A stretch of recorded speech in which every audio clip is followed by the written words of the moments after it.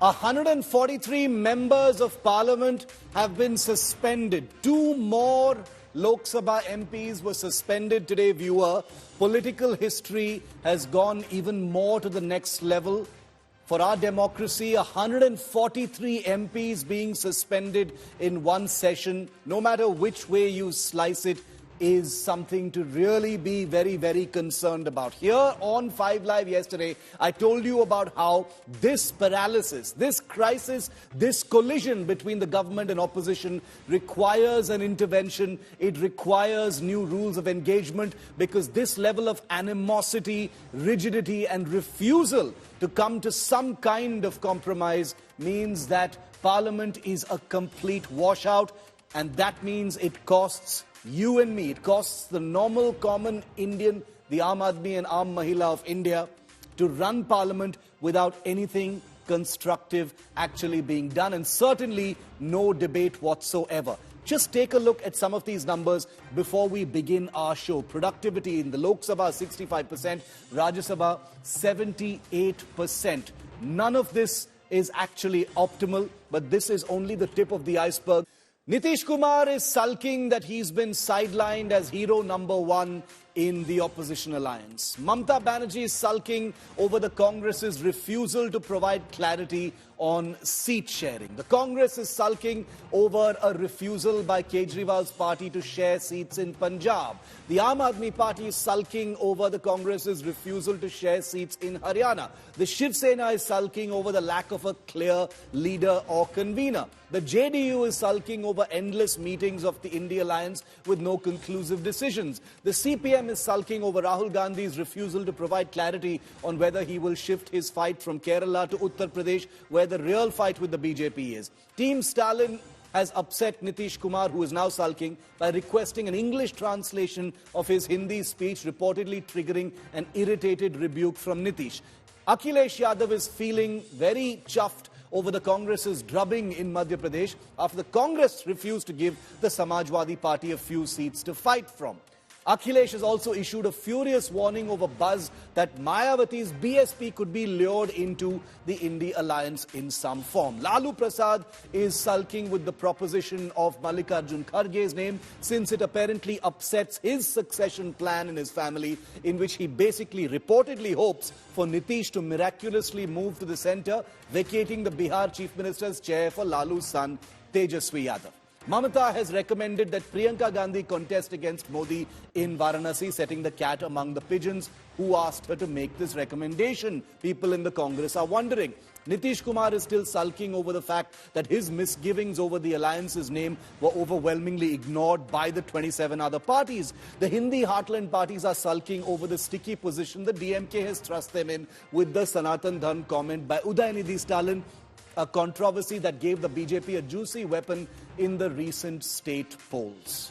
Viewer, coalition building is a notoriously difficult and painful exercise, as you can see, because what I've listed here is just a fraction of the frictions and collisions within just 6 months of the India Alliance's formation. What we've seen since June, when the first meeting of the alliance was held, has been overlapping egos, ambitions, suspicions, hypersensitivity and hubris being violently forced to sit at a table and talk as equals. Erstwhile enemies forced to put their sense of pride aside and break bread together. For any coalition to succeed requires nothing short of magic in this country. And the India Alliance is proving this with each passing day. These frictions that keep bubbling to the surface are nothing to laugh about. They are not a source of hilarity or entertainment. Look at the pictures of all these netas at the India Alliance meeting. Many of them seated there are politicians who've gone ferociously head-to-head before. But now they are forced by circumstances to put their feelings on a shelf, at least for the next few months. It's easy to throw a spotlight on all the cracks in this coalition and make light of all these heavy hitters having to pretend to just get along. But let's be clear about one thing. Anyone who loves democracy should be happy that the India Alliance is on a bit of a high. Well, you can argue about that. But if you believe a strong opposition is indispensable, then the coming together of all these parties has to be very welcome and welcomed by all. You can call it cynical, opportunistic, desperate survival tactics, but I would argue that cynicism, opportunism, desperation and survival are, let's face it, probably very, very necessary tools, necessary ingredients in modern political warfare and adjustment. India has seen opposition parties unite several times in the past to make common cause against a larger rival who must be defeated. Whether it was the Janata Party in the 70s or the UPA in 2004, coalitions have worked very effectively on some occasions in the past. But at no point, viewer, in India's history has a ruling government like the Modi government forced such a large number of disparate, warring and contradictory forces to join hands and set aside their differences. It's actually something of a miracle. For this inherently chaotic wagon, staying the course and remaining united is only the tip of a very large and very challenging iceberg. With only weeks to go for the 2024 campaign to begin in earnest, time is not just short, it practically does not exist for the coalition. Not just for the nuts and bolts of seat sharing, which is its own nightmare, but to provide a vision to take to the people of India. Can such a vision be crafted in such a short time amidst all these competing agendas and interests and egos? By reportedly rallying around Mallikarjun Kharge, the Congress president, as a prime ministerial face, has the India alliance essentially contradicted its own recent boast that the lack of a prime ministerial face was in fact its strength? We have so many leaders, we don't need a prime ministerial face. So why is Kharge now being projected? Has the BJP's relentless attack mode forced the India alliance into the kind of presidential style fight that it was hoping to avoid completely? 2024, time will tell, viewer. But where is the time to speak of? That's the big question that faces the India alliance at this point. Well, it's been a day full of protests because, viewer, let's make no mistake. The mimicry by a certain group of MPs outside Parliament may be the big viral moment, but the elephant in the room, the big story, what has triggered all of this is the suspension of 141 and now 143 MPs in Parliament. That's right. Yesterday it was 141.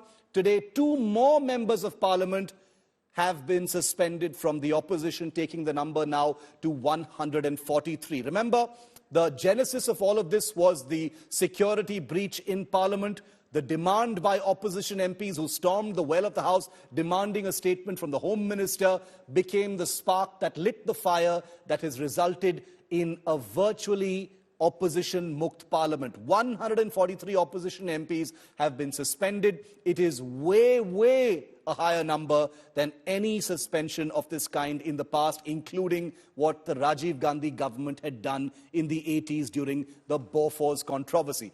Images outside Parliament, inside Parliament complex, near the Gandhi statue and elsewhere shows that whether it is the suspended MPs or the BJP that has sought to make this about the disrespectful, allegedly disrespectful mimicry that was indulged in by certain MPs, this has become a war once again of perceptions. But at the core of the issue is still the unshakable reality that 143 MPs have been suspended from the opposition inside Parliament. हर आदमी अगर अपनी अपनी जाति के लिए किसी विषय पे अगर बोलते हैं तो मेरे जाति को इफेक्ट हुआ तो मेरे जाति को तो हमेशा इफेक्ट होता है. मुझे तो बोलने नहीं दिया जाता है. मैं जो सवाल उठाता हूं उसको उत्तर नहीं मिलता. राहुल गांधी जो है एक तरफ तो प्यार की क्या नाम मोहब्बत की दुकान की बात करता है और वहाँ पे दूसरी तरफ में पार्लियामेंट के अंदर में बंदर की तरह वहाँ पे वीडियो बना रहा है और वो उपराष्ट्रपति जी का मजाक उड़ा रहा है. मैं अगर उसके अंदर में थोड़ी सी भी अकल होती तो वो वहाँ पे उसको रोकता कि ऐसा करने से उपराष्ट्रपति जी का मजाक नहीं उड़ाना चाहिए क्योंकि वो भी सरकारों में रहे हैं. तो ऐसे अगर हम हमारे संविधान के पद पर इतने ऊंचे अपना पद पर बैठे हुए व्यक्ति का मजाक उड़ाएंगे तो पूरे लोकतंत्र का मजाक है, पूरे देश का मजाक है. संसद में जिन लोगों को आपने भेजा है वो वाद विवाद के बदले जोकर का काम पकड़ लिया। उन्होंने जोकर वाला काम पकड़ लिया, नकल करने का काम पकड़ लिया। और ये कांग्रेस का नेता राहुल गांधी उसकी वीडियो बना रहा है। अपमान किसने किया, कैसे किया? वहां पे एमपीज बैठे हुए थे, मैंने उनका वीडियो लिया। मेरा वीडियो मेरे फोन पे है, मीडिया दिखा रहा है, मीडिया कह रहा है, मोदी जी कह रहे हैं, किसी ने कुछ कहा ही नहीं है। क्यों आप ऐसा बात करते हैं?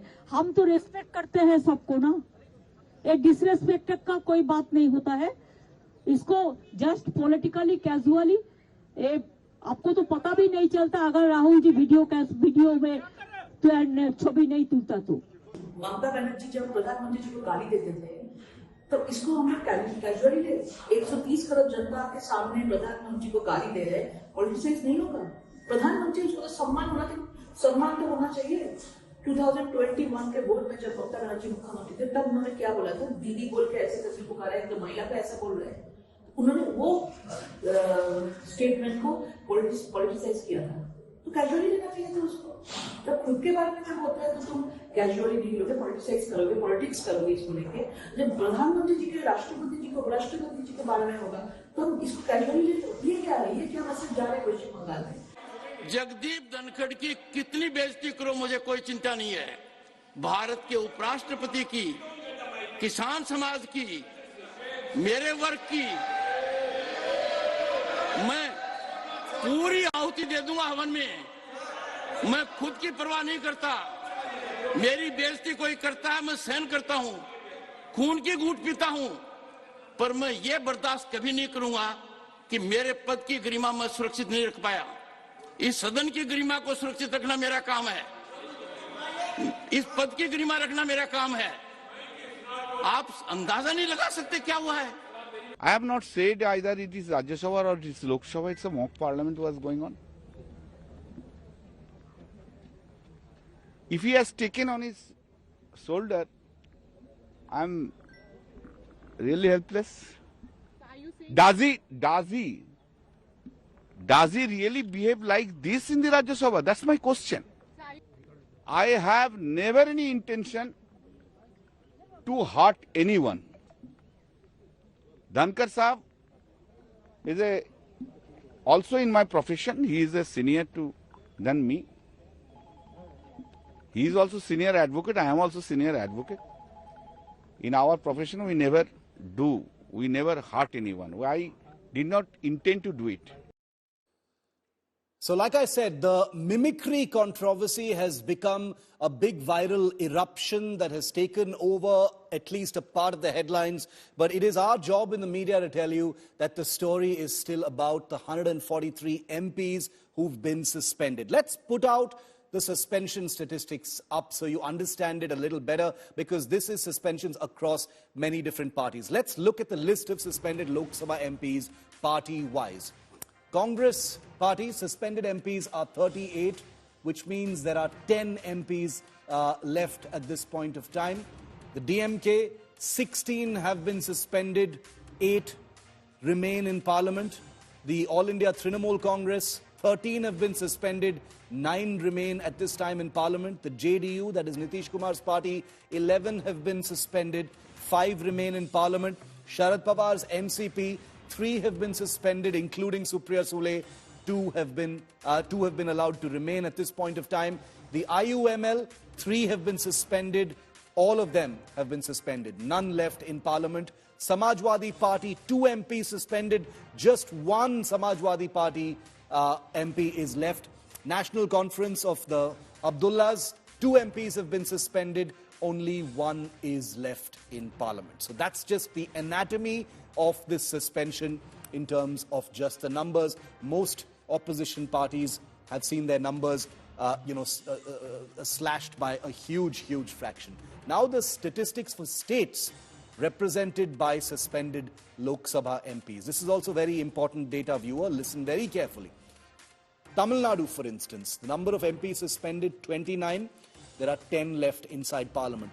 Kerala, 16 MPs from Kerala have been suspended. There are 4 left representing Kerala. West Bengal, 14 MPs have been suspended, 27 still remain inside Parliament. Let's move to Bihar. 12 have been suspended, 28 remain in Parliament. Punjab, 7 suspended, 6 MPs still in Parliament. Assam, 3 suspended, 11 still in Parliament. UP, 3 suspended, 76 still left in Parliament, and all of those are, of course, BJP MPs. The BJP had swept Uttar Pradesh in the 2019 Lok Sabha election as well.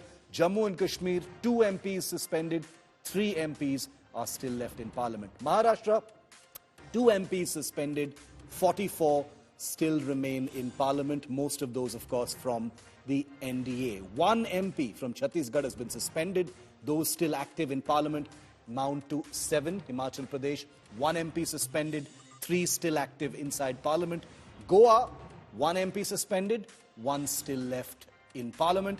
Jharkhand, 1 suspended, 13 MPs still left. The Union Territory of Lakshadweep, 1 MP has been suspended, and he is, of course, the sole MP from the island territory. In Odisha, 1 MP left, 20 MPs still remain. In Puducherry, 1 MP has been suspended. He is the sole MP, so there's no representation in the Lok Sabha from Puducherry.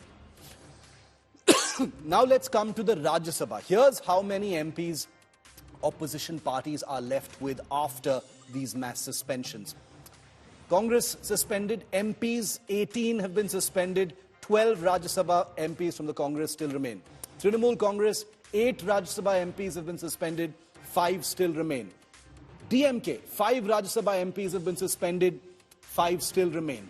CPM, 3 have been suspended in the Rajya Sabha, 2 MPs still remain. Samajwadi Party, 2 MPs suspended in the Rajya Sabha, 1 MP, a sole Rajya Sabha MP from the Samajwadi Party still remains. RJD, that is Lalu Prasad's party, 2 MPs have been suspended from the Rajya Sabha, 4 still remain. Of those 2 have been suspended, Manoj Jha, who was in that Mimicry video, is one of them.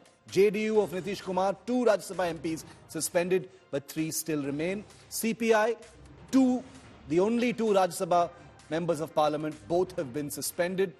In the NCP, of the 4 Rajya Sabha MPs, 1 has been suspended. The KCM, 1 MP has been suspended. He is the only one. In the RJD of Lalu, 1 MP has been suspended in the Rajya Sabha, and just 1 remains. So that is really a numerical picture of how many opposition MPs from each party, from each state representation has been suspended at this point of time. Next, let me show you the statewide list of MPs suspended in the Rajya Sabha. The earlier was the Lok Sabha. Now let's tell you about the upper house. West Bengal, suspended MPs 8. Number of Rajya Sabha MPs from West Bengal left is only 8. Kerala, 7 Rajya Sabha MPs have been suspended. There are only 2 left from Kerala in the upper house. This is across parties, remember that. In Tamil Nadu, 5 Rajya Sabha MPs have been suspended, leaving 13 in the upper house. In Rajasthan, there are only 5 MPs left after 4 were suspended in the Rajya Sabha. Meanwhile, in Maharashtra, 4 MPs have been suspended. There are 15 left in the Rajya Sabha. In the upper house in Karnataka, there are 8 MPs left in the upper house, with 4 suspended from the Rajya Sabha. In Bihar, 12 Rajya Sabha MPs still remain across parties. 4 from the opposition have meanwhile been suspended. In Gujarat, 8 have not been acted against yet. 3 MPs still remain. Of course, those are from the BJP. This is the Rajya Sabha we're talking about. Uttar Pradesh, there are 29 Rajya Sabha MPs who've not been touched. 2 MPs have been suspended from the opposition. In Chhattisgarh, in terms of representation in the upper house, 2 MPs suspended, leaving 3 in the house, in the upper house. Madhya Pradesh, 10 MPs still from Madhya Pradesh in the upper house. 1 MP has been suspended. Jharkhand, 1 suspended, 5 still remaining. Assam, Rajya Sabha, 1 MP suspended, 6 still remaining. So that is the numerical picture of what the suspension looks like. Let me bring in India Today's Poulomi Saha, who's had a ringside view of this suspension drama that has played out through this entire week, making it a dubious milestone as far as India's parliament history is concerned. two more MPs suspended today, Polomi, in what is already a record-breaking action in India's parliamentary democracy. Setting aside the narrative war over mimicry versus the issue at hand, what is going to happen next? There are 2 days left of Parliament. You were telling us yesterday it doesn't look like there's going to be any breakthrough. Has that changed? Well, unlikely it will change. In fact, the fact that it all hinged on, whether there would be a discussion finally on the 3 criminal law bills in terms of having the entire opposition strength in the House. So it could, in fact, have the right amount of discussion that, bills as historic as these 3 bills were should have in Parliament. That's unlikely to change because in Lok Sabha, we saw the 3 criminal law amendment bills being passed. There was, in fact, the possibility that there was some kind of mulling over whether these suspensions could be revoked, but it seems like the Speaker and the Chairman dug their heels in as far as these suspensions are concerned, sending out a very strong message that crucial bills and legislative agenda unfortunately have to be passed at a time that the opposition was unrelenting in terms of its demonstrations and disruptions in Parliament. So over the next 2 days, unfortunately, we're not going to see any sort of breakthrough. Very crucial bills still remain, including the CC bill, which was passed from the Rajya Sabha earlier before, of course, the Parliament security breach episode happened. And then, of course, awaits passage through Lok Sabha. The telecommunications bill, again, a very crucial bill, has now been taken up for consideration and passage in the Lok Sabha as we speak. With a very belligerent opposition, which has decided to protest at Jantar Mantar on the last day of the winter session of Parliament, unlikely there's going to be any sort of breakthrough. All right, Polomi, thanks very much for that. Unlikely that there's going to be any breakthrough. This has become a huge rallying point for the opposition and the Indie Alliance, and is going to be one of the, make no mistake, one of the big things and the big planks on which the opposition will be fighting the Modi government on the road to 2024. Now, I've shown you the numbers. I've shown you how representation from parties in each state has been affected by this mass suspension. Now, let me show you a little bit about productivity. What about productivity in Parliament? Because remember, Parliament is paid for by you and me. There are now 2 days left for the winter session. Let's look at productivity in Parliament, shall we? Lok Sabha, 42.9 hours of business so far. In the Rajya Sabha, 50.7 hours of business have taken place in the winter session. There are still 2 days left. Now let's look at productivity in the Lok Sabha. It stands at just 65% in the Lok Sabha. In the Rajya Sabha, it's 78%. It should be nowhere below 90% in both houses. This is an absolute shame, and all of this costs money, and I'll tell you about that as well. In terms of legislation, 47%, that's 20.3 hours is the time that has been spent in the Lok Sabha in this particular session. In terms of questions asked, 13.8% over 5.9 hours was the time spent on question and answers inside Parliament. Non-legislation took up 20.9% of time in the winter session. That was about 9 hours of non-legislative business, which is all the drama that you've seen. In terms of financial, 13.2%, and that is 5.7 hours. Financial legislation for the country has just taken only that time. Now let's move to the upper house, equally crucial. Non-legislation took up 38% of the hours. That's 38%. That's 19.3 hours in the upper house in this session was taken up by non-legislation. Questions, 15.8% over 8 hours. Legislation, 39% over 20 hours. So in many ways, statistically, this has been one of the least productive sessions of Parliament in recent times.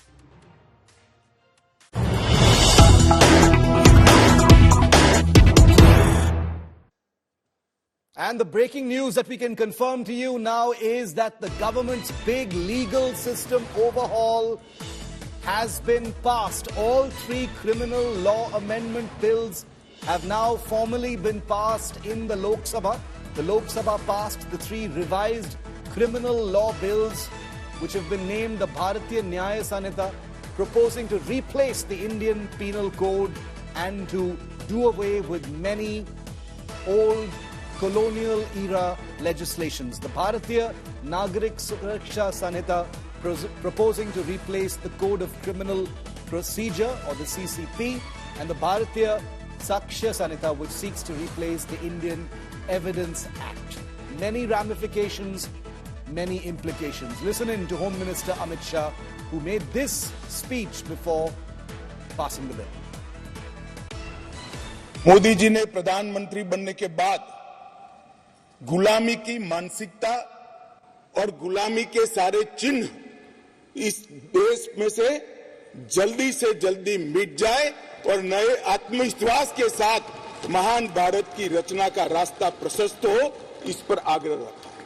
उन्होंने लाल किले की प्राचीर से कहा, मान्यवर, उन्होंने कहा कि कॉलोनियल कानूनों से जल्दी इस देश को मुक्ति मिलनी चाहिए और उसी के तहत गृह मंत्रालय ने 2019 से इसमें परिवर्तन लाने के लिए एक गहन विचार विमर्श चालू किया था। मान्यवर, ये जो कानून थे, ये कानून एक शासक ने, विदेशी शासक ने अपने शासन को बनाए रखने के लिए बनाए हुए कानून थे। एक गुलाम प्रजा को गवर्न करने के लिए बनाए हुए कानून थे और इसकी जगह अब ये जो कानून आ रहे हैं वो हमारी संविधान की मूल 3 चीजें, व्यक्ति की स्वतंत्रता, मानव के अधिकार और सबके साथ समान व्यवहार, ये 3 सिद्धांतों के आधार पर बनाए जा रहे कानून है। ये इसका मूल परिवर्तन है जो कुछ लोग पहचान नहीं पाए।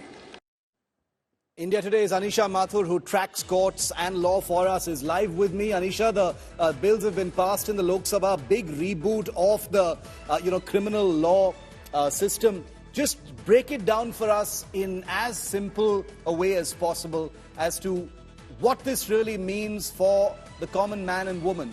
How does this affect everyone? Well, Shiv, these 3 new laws, the Bharatiya Nyaya Sanhita, the Bharatiya Nagarik Suraksha Sanhita and the Sakshya Sanhita, now will replace the IPC, the CRPC and the Evidence Act. This seems to be quite an overhaul of the entire criminal justice system of the country. Now, while a lot of these provisions were already there in the existing law, a lot of these provisions have come from various Supreme Court and High Court pronouncements, and several are those provisions which have come in via various amendments to the IPC, CRPC and Evidence Act over the years. But now the Modi government has brought in a comprehensive overhaul of these laws. And if we look at what the Home Minister also said in the Parliament, what their focus is now is on increasing technology, better forensics, better investigation, streamlining the investigation, ensuring that the conviction rate, which is very abysmally low in India, is sort of is made better. We've got provisions now for timelines on investigation. We've got provisions now for timelines not only on investigation but charge sheets as well as cognizance. We also have a prosecution department being created to monitor why things have gone wrong during a trial and investigation. All of that is being brought in now.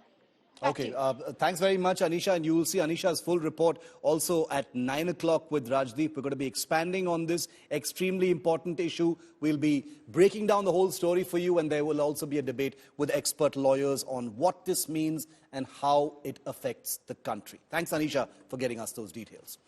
Well, back to the big political story, which is the implosion in Parliament and the after effects. Well, Team India, or the Indie Alliance, held their 4th huddle in the national capital on Tuesday, while finally Mallikarjun Kharge has been floated as the opposition's prime ministerial face. Not formally, and he's still denying it, but the chinks continue to run deep in the opposition bloc, as I listed for you at the beginning of this show. From language wars to seat sharing to alliances, can the opposition get its act together to take on the Modi X Factor in 2024?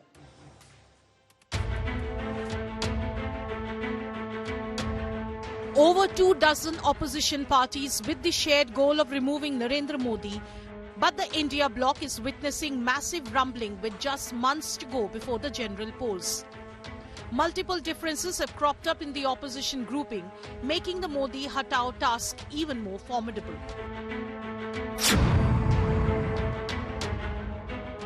While West Bengal Chief Minister Mamata Banerjee confirmed India Today's Newsbreak that she has endorsed Congress Chief Kharge as the face of the India alliance, her move made Nitish Kumar and Lalu Prasad immediately see red.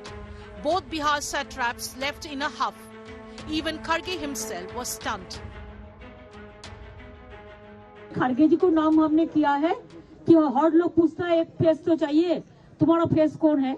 तो इसी के लिए हम proposal दिया था कि खड़गे जी को होना चाहिए. खड़गे जी अगर फेस होगा तो ठीक है, और हमारा कोई एतराज नहीं है, और हमको सपोर्ट दिया है Arvind Kejriwal ji.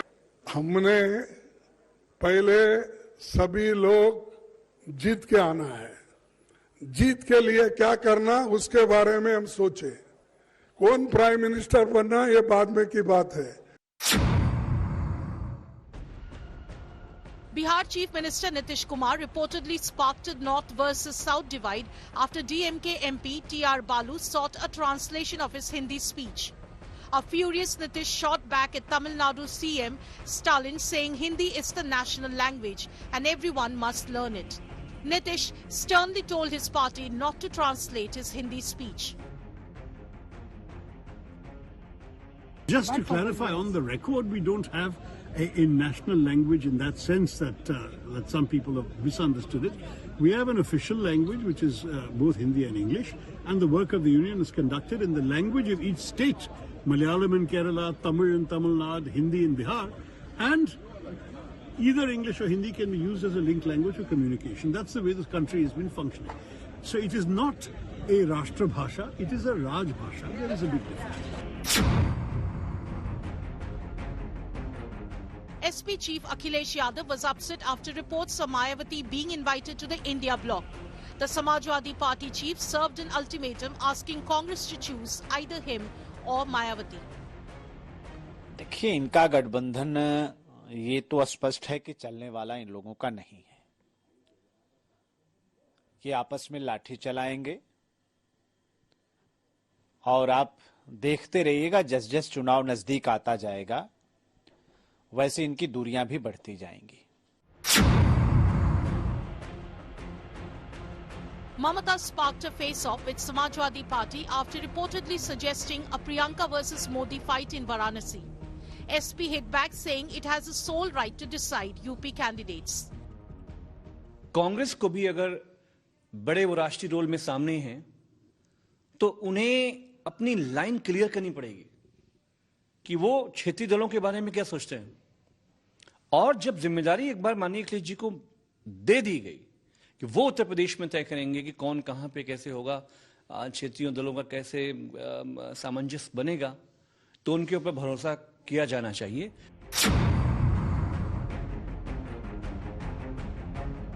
India bloc is also witnessing AAP Congress tussle over tie-up in Punjab. AAP Punjab unit categorically rejected any tie-up with bitter rival Congress. ਹਜੇ ਤੱਕ ਸਾਨੂੰ ਇਹ ਕਿਹਾ ਗਿਆ ਹੈ ਕਿ 13 ਦੀਆਂ 13 ਲੋਕ ਸਭਾ ਸੀਟਾਂ ਦੀ ਤਿਆਰੀ ਕਰੋ ਜੀ, ਸਟ੍ਰੈਟਜੀ ਬਣਾਓ, ਕਾਸਟ ਕੰਬੀਨੇਸ਼ਨ ਨੂੰ ਧਿਆਨ ਰੱਖਦੇ ਹੋਏ ਕਿ ਸਾਰੇ ਲੋਕਾਂ ਨੂੰ ਰਿਪਰੈਜ਼ੈਂਟੇਸ਼ਨ ਮਿਲਣੀ ਚਾਹੀਦੀ ਹੈ. ਸੋ ਉਹਦੇ ਤੇ ਮੈਂ ਕੰਮ ਕਰ ਰਿਹਾ. ਸੋ ਪੂਰੀ ਤਿਆਰੀ ਦੇ ਨਾਲ ਕਾਂਗਰਸ ਪਾਰਟੀ ਅੱਜ ਦੀ ਤਰੀਕ ਦੇ ਵਿੱਚ 13 ਦੀਆਂ 13 ਲੋਕ ਸਭਾ ਸੀਟਾਂ ਲੜਨ ਜਾ ਰਹੀ ਹੈ. The nascent opposition group is yet to decide seat sharing, common poll manifesto and a face to take on Modi charisma, leaving allies like Shiv Sena and JDU jittery and targeting Congress over inordinate delay. Bureau Report, India Today.